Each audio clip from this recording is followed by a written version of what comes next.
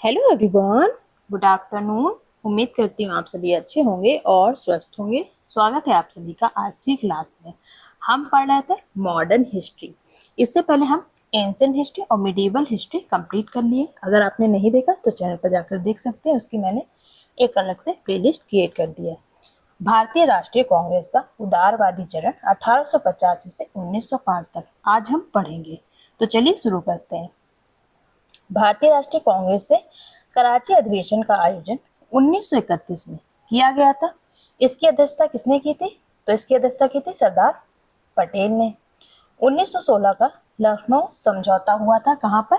भारतीय राष्ट्रीय कांग्रेस और इंडिया मुस्लिम लीग के बीच। किसके किसके बीच?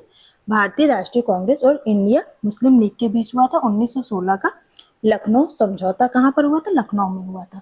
कांग्रेस अधिवेशन में वंदे मातरम गाने वाली पहली मुस्लिम महिला का क्या नाम था? इनका नाम था रेहाना तैयब जी। 1907 में कांग्रेस के नेतृत्व में सूरत सत्र में चरमपंथियों और नरमपंथियों का विभाजन किया गया था। भारतीय राष्ट्रीय कांग्रेस के प्रथम अध्यक्ष कौन थे? व्योमेश चंद्र बनर्जी थे। भारतीय राष्ट्रीय कांग्रेस के पहले अधिवेशन की अध्यक्षता किसने की थी? तो ये की थी WC बनर्जी ने। कोई भी भारतीय राष्ट्रीय कांग्रेस के किसी भी अधिवेशन की अध्यक्षता नहीं की है। किसने नहीं की है? बाल गंगाधर तिलक ने किसी भी भारतीय राष्ट्रीय कांग्रेस की अधिवेशन की अध्यक्षता नहीं की है। लॉर्ड कर्जन ने प्रांतीय सीमाओं को पुनर्गठित करने का निर्णय लिया और पूर्वी बंगाल और असम नामक एक नया प्रांत बनाया। यह कथन सत्य है। आशयनिक प्रशासन 1905 के संदर्भ में। सर्वेंट ऑफ इंडिया सोसाइटी की स्थापना 1905 में पुणे महाराष्ट्र में की गई थी। किसके द्वारा? गोपाल कृष्ण गोखले के द्वारा। अब हम पढ़ेंगे बंगाल विभाजन और स्वदेशी आंदोलन। बंगाल विभाजन एवं स्वदेशी आंदोलन। बंगाल में स्वदेशी आंदोलन के दौरान तिरंगा झंडा लाल, हरा और पीला डिजाइन किया गया था। कब? स्वदेशी आंदोलन जब हुआ था 1905 में, तब तिरंगे के 3 कलर थे, एक लाल था, एक हरा था और पीला। स्वदेशी आंदोलन के दौरान अमार सोनार बांग्ला गीत किसने गाया था? ये गाया था रविन्द्रनाथ टैगोर ने लिखा था।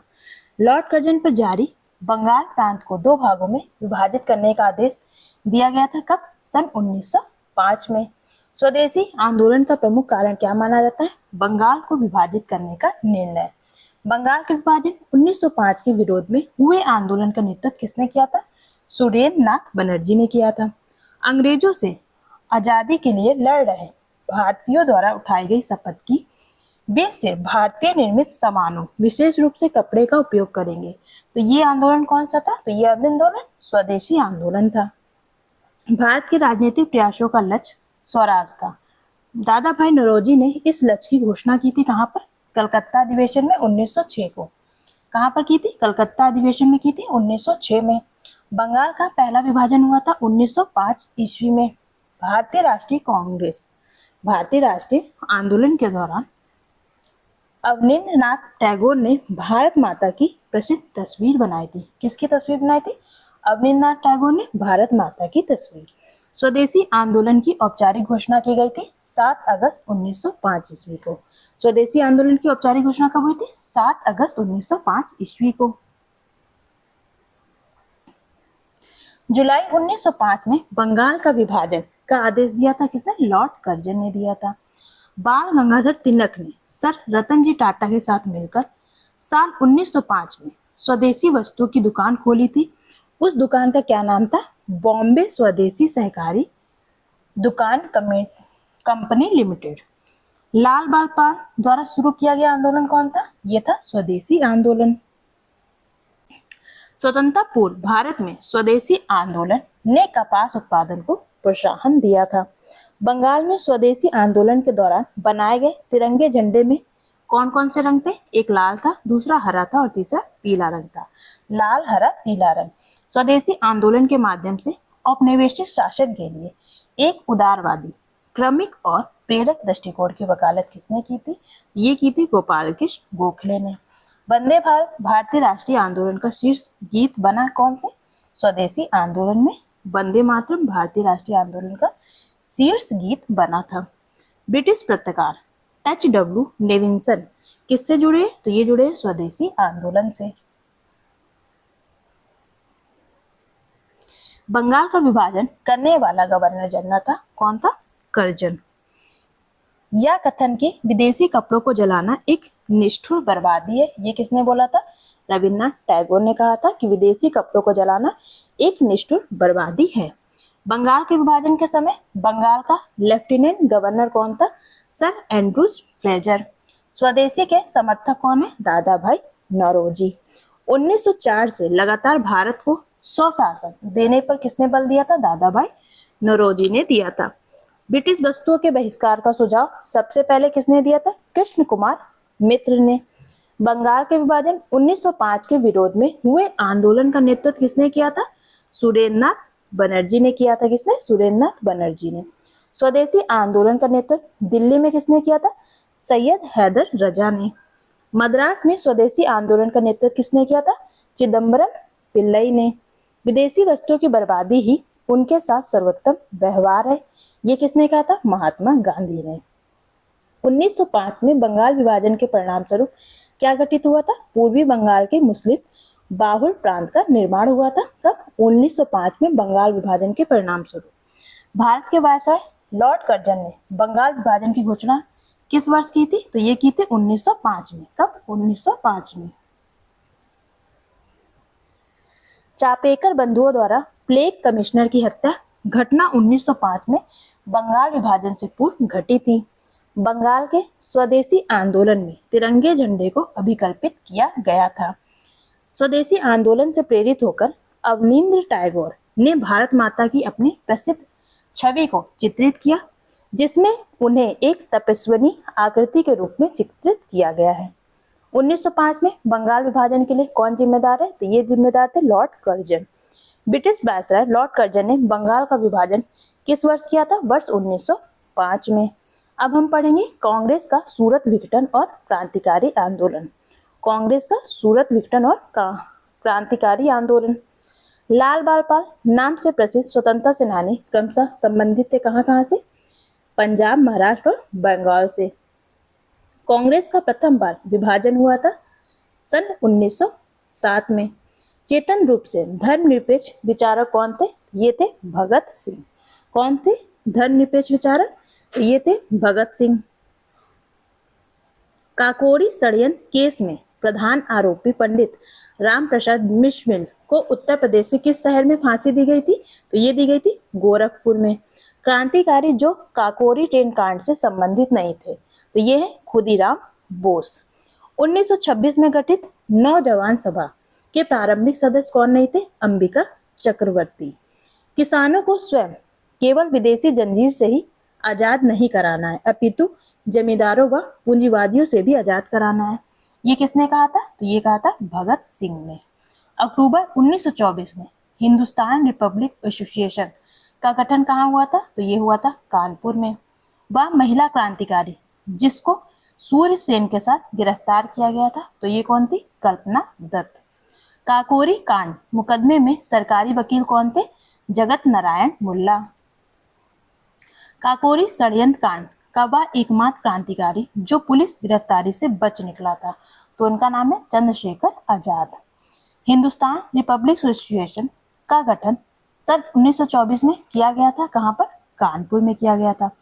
भारतीय अशांति का जनक किसे कहा जाता है? तो ये कहा जाता है बीजी तिलक को। कारागार जिसमें पंडित राम प्रसाद बिस्मिल को फांसी दी गई थी, वो कारागार कहाँ था? गोरखपुर में था। युग्म जिसको इंग्लैंड में अंग्रेज अधिकारियों की हत्या के आरोप में फांसी की सजा मिली थी, कौन थे? मदन मोहन मालवीय। भारतीय स्वतंत्रता के लिए फांसी पाने वाले प्रथम रिकॉर्डेड मुस्लिम का क्या नाम है? अशफाक उल्लाह खान। वह महिला क्रांतिकारी जिसने दीक्षांत समारोह में अपनी उपाधि डिग्री ग्रहण करते समय अंग्रेज गवर्नर कुलाधिपति पर गोली चलाई थी, तो उनका नाम है बीना दास। इन्होंने क्या किया था? जब इनका दीक्षांत समारोह था, इन्हें डिग्री मिल रही थी, तब इन्होंने अंग्रेज गवर्नर कुलाधिपति पर गोली चला दी थी। लाला लाजपत राय ने अपना राजनीतिक गुरु किसे माना था? तो इसे माना था मैजिनी को। आलोचना और स्वतंत्र चिंतन एक क्रांतिकारी की दो विशेषताएं हैं। ये कथन किसका है? तो ये कथन है भगत सिंह का। प्रथम भारतीय जिसको पत्रकार के रूप में अपने कर्तव्य निर्वहन के लिए जेल भेजा गया था, तो ये थे बाल गंगाधर तिलक। क्रांतिकारी, क्रांति की तलवार विचारों के उभरे हुए पत्थर पर तेज की जाती है। ये कथन किसका है? ये कथन है भगत सिंह द्वारा दिया गया था। लाहौर षड्यंत्र मुकदमे के परिणाम स्वरूप फांसी हुई थी किसे? भगत सिंह, राजगुरु और सुखदेव को। कांग्रेस पर अनुनय, विनय और विरोध की नीति करने का आरोप लगाया था किसने? बीजी तिलक ने। किसने लगाया था? बीजी तिलक ने लगाया था।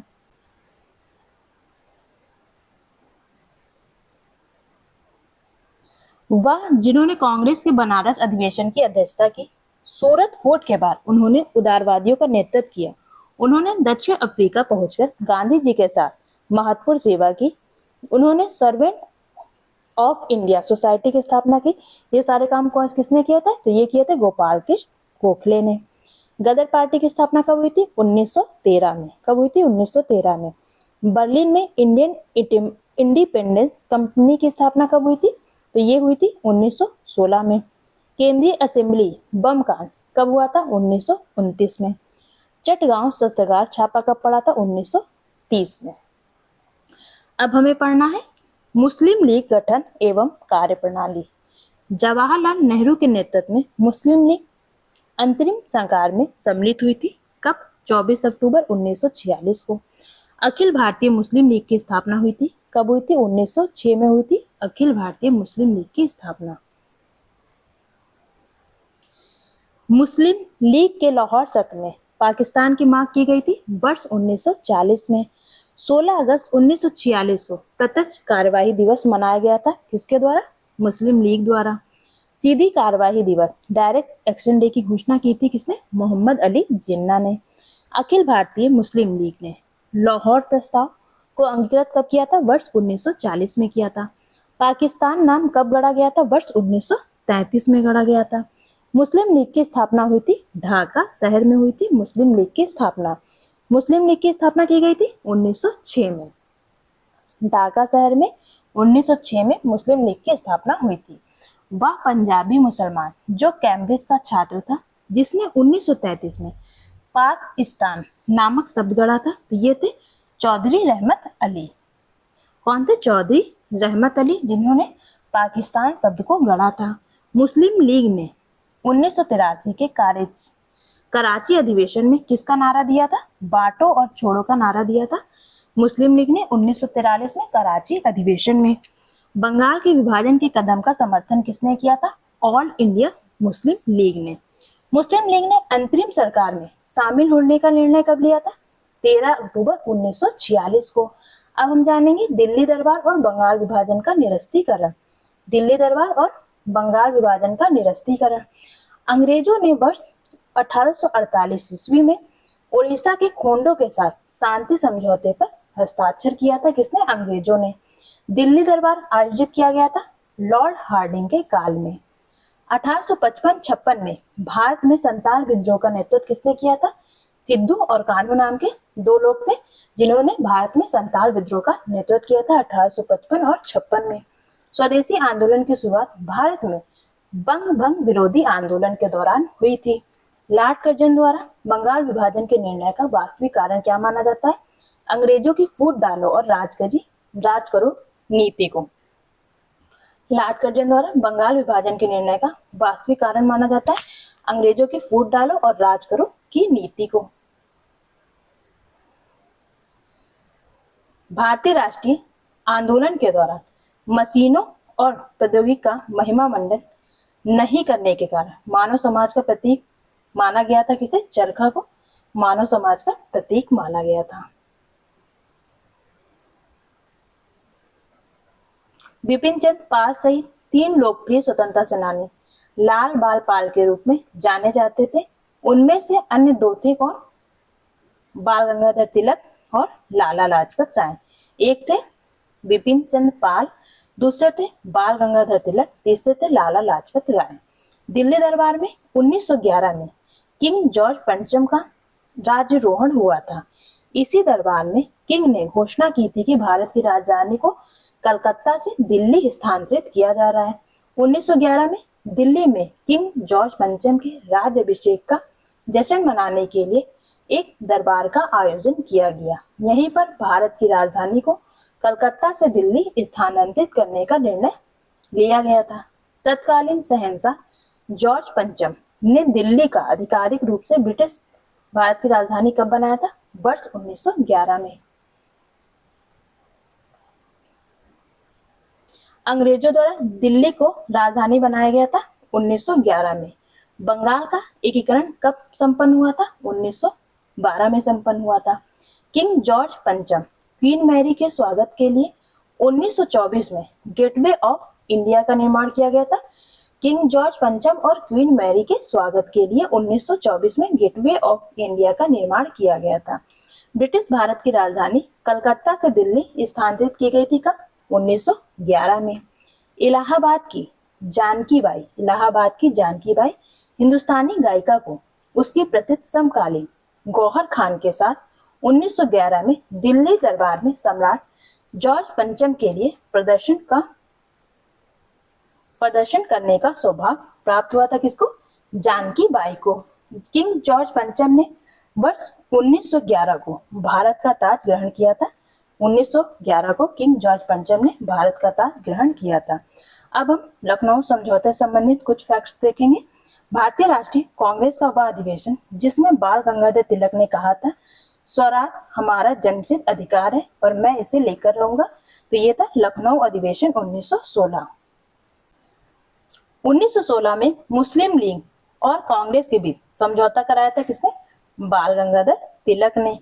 अतिवादियों और उदारवादियों ने पुनर्मिलन की प्रक्रिया में प्रमुख शिल्पी कौन थी? तो ये थी एनी बेसेंट। दिसंबर 1916 में इंडियन नेशनल कांग्रेस और इंडियन मुस्लिम लीग ने एक ही समय में अपने अधिवेशन आयोजित किए थे। कहाँ पर? लखनऊ में किए थे। अब हम पढ़ेंगे होम रूल आंदोलन के बारे में। किसके बारे में? होम रूल आंदोलन के बारे में। मुख्य रूप से मद्रास के होम रूल लीग की स्थापना किससे संबंधित है? तो ये संबंधित है एनी बेसेंट से। भारत में स्वशासन प्राप्त करने के उद्देश्य से 1916 सितंबर में मद्रास में भारतीय राष्ट्रवादी बाल गंगाधर तिलक और भारतीय स्वतंत्रता सेनानी एनी बेसेंट द्वारा होम रूल लीग की स्थापना की गई थी। होम रूल लीग की स्थापना कब हुई थी? ये हुई थी 1916 में एनी बेसेंट के द्वारा। 1915 और 16 में स्थापित होम रूल लीग भारतीय राष्ट्रीय कांग्रेस की सहायक इकाई के रूप में काम करती थी। इंडियन होम रूल सोसाइटी की स्थापना कहाँ पर हुई थी? लंदन में श्यामजी कृष्ण वर्मा द्वारा 1905 ईस्वी में हुई थी। आंदोलन जिससे गांधी जी संबंधित नहीं है, तो होम रूल आंदोलन से गांधी जी संबंधित नहीं है। बाल गंगाधर तिलक को लोकमान्य विश्लेषण दिया गया था होम रूल आंदोलन के समय। National liberation federation of India अस्तित्व में आया था कब? कांग्रेस में नरमपंथियों और उग्रवादियों में मतभेद के कारण। होम रूल लीग आंदोलन का मुख्य ध्येय क्या था? भारत में ब्रिटिश साम्राज्य के अंदर स्वशासन प्राप्त करना। भारत में ब्रिटिश साम्राज्य के अंदर स्वशासन प्राप्त करना, ये होम रूल आंदोलन का मुख्य उद्देश्य था। प्रथम विश्व युद्ध के दौरान आंदोलन जो भारत में लोकप्रिय हुआ था वो कौन सा था? वो था होम रूल आंदोलन। भारतीय अशांति के जनक के रूप में किसे जाना जाता है? लोकमान्य तिलक को। लोकमान्य तिलक को भारतीय अशांति के जनक के रूप में जाना जाता है। बाल गंगाधर तिलक को भारतीय अराजकता का पिता किसने कहा था? तो ये कहा था वैलेंटाइन सिरोल ने। तो आज के लिए सिर्फ इतना ही। मिलते हैं कल इसी टाइम पर। Bye bye, have a good day.